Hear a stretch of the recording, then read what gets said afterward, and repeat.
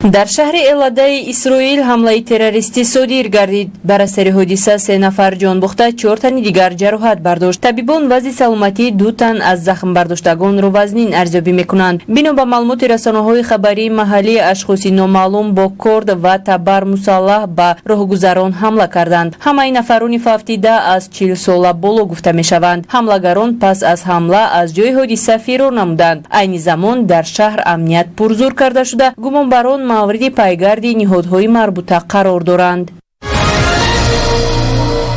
در حوزه پرنس جورج ایالات متحده آمریکا تیرپرانی به عمل آمد. در پی حادثه 2 کودک زخم برداشت. طبق اطلاع شاهدان، جنایتکاران چند نفر بوده از داخل اتومبیل جانب راهگذران آتش شدند. پس از انجام این عمل حملگران از جای حادثه فرار نمودند.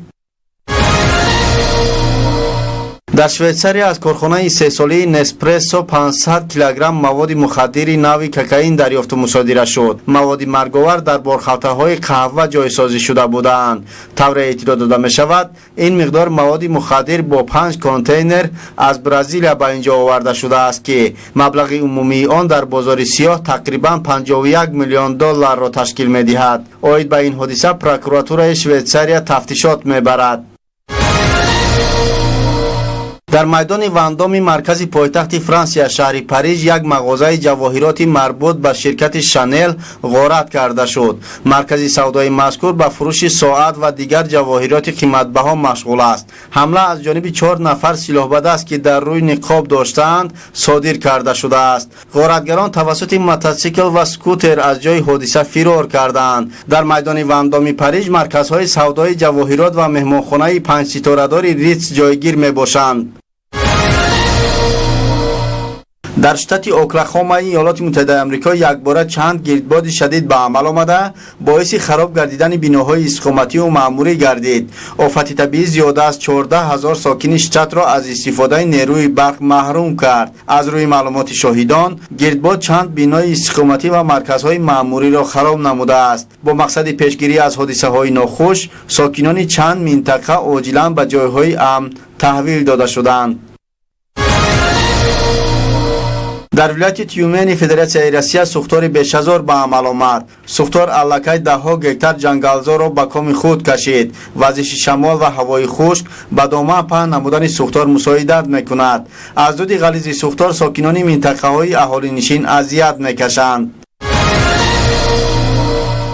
در دوام 3 سال اخیر در افریقای غربی در پی حمله و عملهای تروریستی زیاده از 16,000 نفر کشته شدند. در این باره در مجلس غیر نوبتی کمیته سرداران دولت‌های اعضای جمعیتی اقتصادی مملکت‌های افریقای غربی وزیر مدافع دولت گانا دومینیکان نیتیوول خبر داد. طبق معلومات در طول 3 سال اخیر در منطقه 53,000 عمل تروریستی صادر شده است. در این مدت 10,000 نفر زخمی و میلیون‌ها تن دیگر اجباراً ترک منزل کردند. در 3 ماه اول سال جاری باشد بیش از 840 حمله صورت گرفته است. غیر از این تهدید دسته‌های مسلح و گروه‌های جنایی افزایش یافته. شماره جنایت‌های بحری و فرامرزی صادر شونده می افزاید. وزیر مدافع گانا دومینیک نیتیوول کشورهای افریقای غربی را دعوت نمود که مبادله معلومات‌ها را پرزور نموده در منطقه‌های نزد سرحدی امنیت را تقویت داده علیه همه نمودهای جنایت چاره‌های مؤثر اندیشند.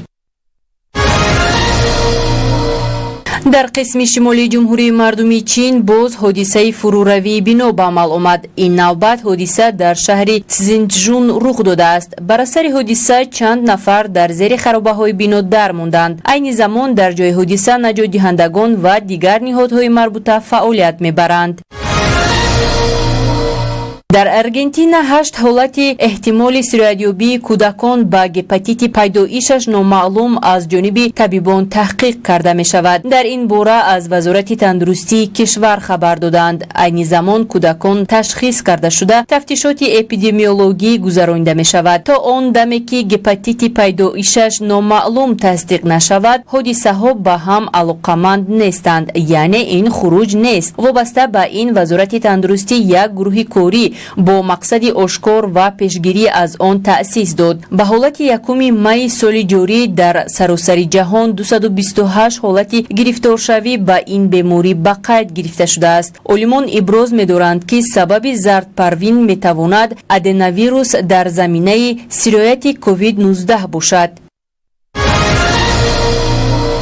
дар Испания фаъолияти як гурӯҳи ҷиноӣ пешгирӣ карда шуд. тавре хабар дода мешавад, дастгиршудагон ба маблағгузории гурӯҳҳои ҷиноӣ аз ҷумла ба дастаҳои гардиши ғайриқонунии маводи мухаддир алоқаманд машғул буданд. дастгиршудагон аз соли 2020 инҷониб аз мақомоти ҳифзи ҳуқуқ панаҳ мебурданд. қароргоҳи ҷинояткорони боздоштшуда дар музофоти Малагаи Испания пайдо карда шуд. дар қатори дастгиршудагон шаҳрвандони Олмон ва Филиппин низ мебошанд. ҷинояткорон барои татбиқи амалҳои ҷиноии худ маблағҳоро тавассути суратҳисобҳои афшорӣ интиқол медоданд. дар яке аз корхонаҳои киштисозии шаҳри Истанбули Туркия таркиш ба амал омад. бар асари ҳодиса 5 коргар ҷароҳат бардошт. ҳодиса дар минтақаи Тузла дар дохили як киштӣ ки мавриди таъмиру тармим қарор дошт ба амал омад. тибқи иттилои пешакӣ таркиш дар пайи ихроҷи газ ба амал омадааст. дар яке аз боғҳои истироҳатии ҳавзаи Вазиристони Ҷумҳурии Исломии Покистон бар асари фуруравии як иншооти фароғатӣ 17 кӯдак ҷароҳати гуногуни ҷисмонӣ бардоштанд. яке аз сабабҳои эҳтимолии хароб гардидани чархофалак ин аз ҳад зиёд будани одамон ва нодуруст муҷаҳҳаз шудани он маънидод мешавад.